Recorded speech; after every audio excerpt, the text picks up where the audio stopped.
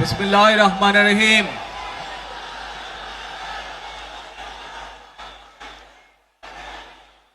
প্রিয় বাংলাদেশ,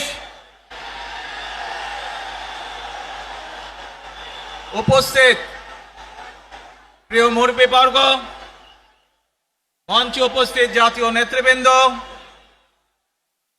আমার সামনে উপস্থিত প্রিয় ভাই ও বোনেরা এবং মিডিয়ার মাধ্যমে সমগ্র বাংলাদেশ থেকে যারা দেখছেন এই অনুষ্ঠান, প্রিয় ভাই বোনেরা, প্রিয় মা বোনেরা, আসসালামু আলাইকুম। প্রিয় ভাই বোনেরা, আজ প্রথমেই আমি রব্বুল আলামিনের দরবারে হাজারো লক্ষ কোটি শুকরিয়া জানাতে চাই। রব্বুল আলামিনের অশেষ রহমতে আজ আমি আমার প্রিয় মাতৃভূমিতে ফিরে আসতে পেরেছি আপনাদের দোয়ায়, আপনাদের মাঝে। প্রিয় ভাই বোনেরা, আমাদের এই প্রিয় মাতৃভূমি 1971 সালে লাখো শহীদের রক্তের বিনিময়ে অর্জিত হয়েছিল। ঠিক একইভাবে 75-এ আবার 7ই নভেম্বর আধিপত্যবাদীদের হাত থেকে রক্ষার জন্য সেদিন সিপাহী জনতার বিপ্লবের মাধ্যমে আধিপত্যবাদের হাত থেকে দেশকে রক্ষা করা হয়েছিল। একইভাবে পরবর্তীতে 90-এর স্বৈরাচারের বিরুদ্ধে এদেশের জনগণ, এদেশের খেটে খাওয়া মানুষ তাদের গণতান্ত্রিক অধিকারকে ছিনিয়ে এনেছিল। কিন্তু তারপরেও ষড়যন্ত্রকারীদের ষড়যন্ত্র থেমে থাকেনি।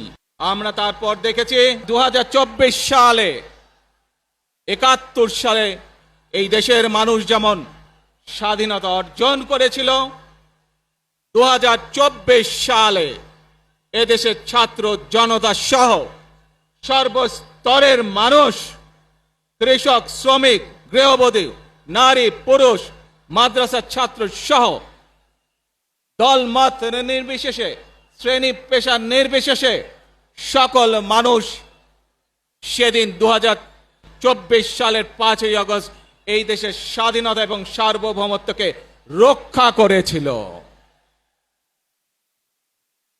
প্রিয় ভাই বোনেরা, আজ বাংলাদেশের মানুষ কথা বলার অধিকার ফিরে পেতে চায়, তারা তাদের গণতান্ত্রিক অধিকার ফিরে পেতে চায়। বাংলাদেশের মানুষ চায় তারা তাদের যোগ্যতা অনুযায়ী ন্যায্য অধিকার পাবে। প্রিয় ভাই বোনেরা, আজ আমাদের সময় এসেছে সকলে মিলে দেশ গড়ার।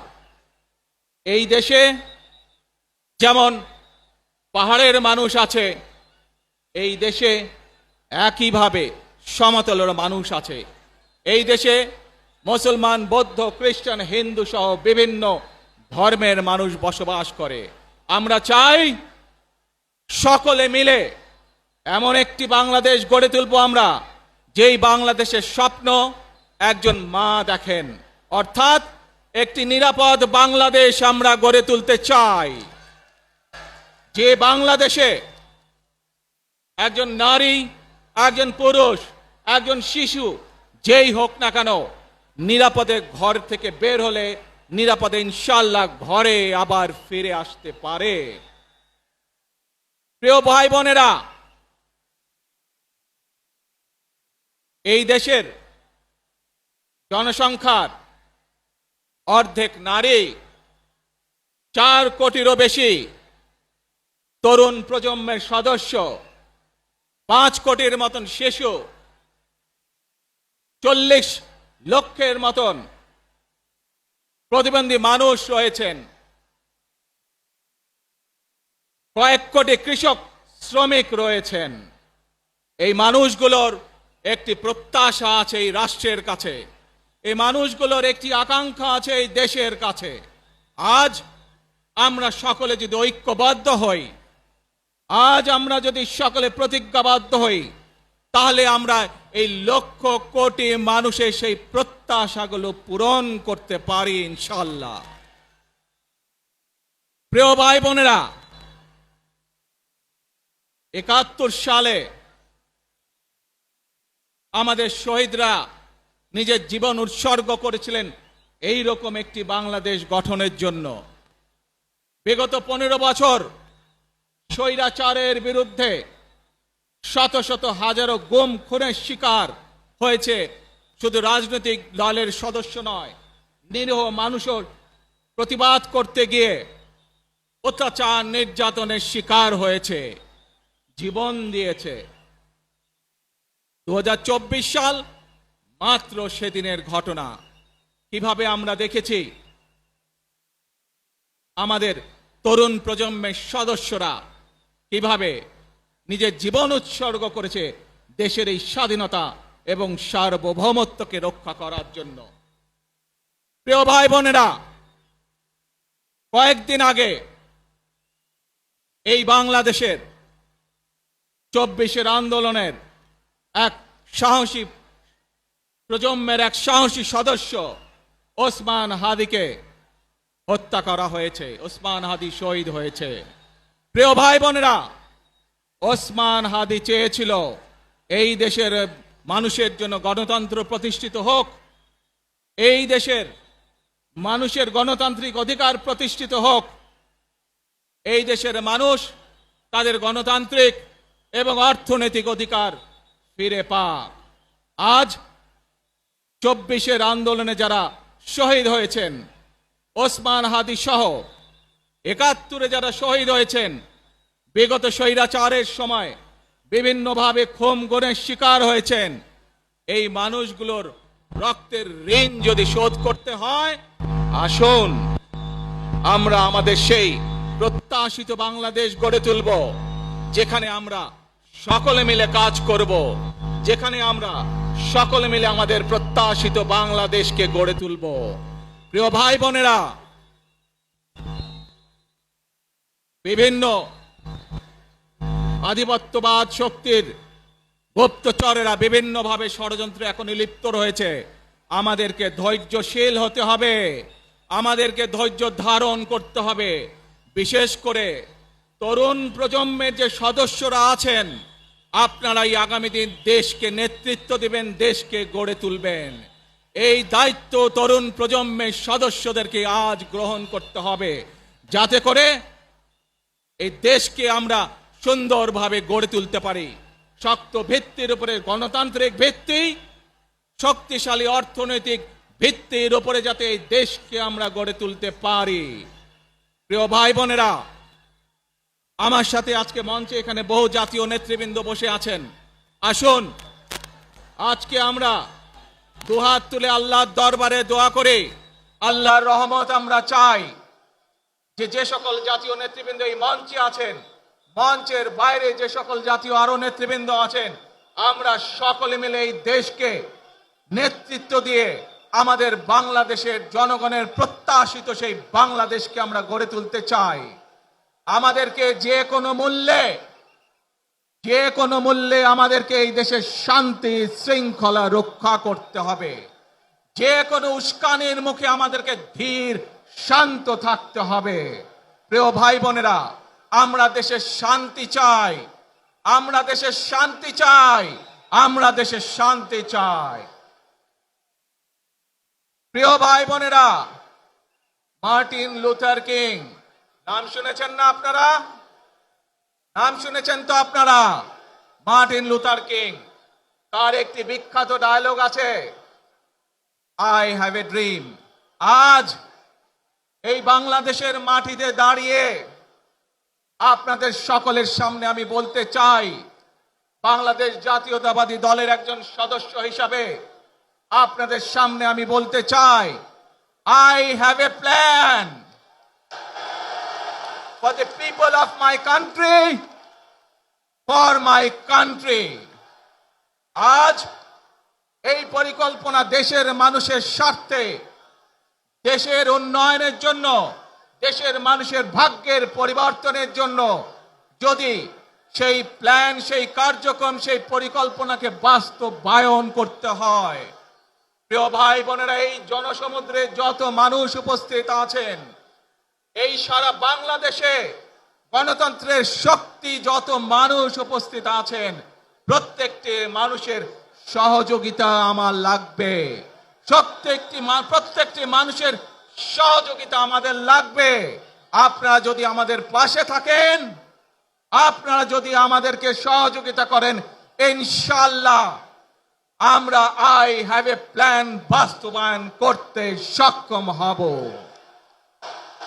আসুন আমরা আল্লাহ রব্বুল আলামিনের দরবারে হাত তুলে প্রার্থনা করি, আমরা যেন, হে রব্বুল আলামিন, হে একমাত্র মালিক, হে একমাত্র পরওয়ারদিগার, হে একমাত্র রহমত দানকারী, হে একমাত্র সাহায্যকারী,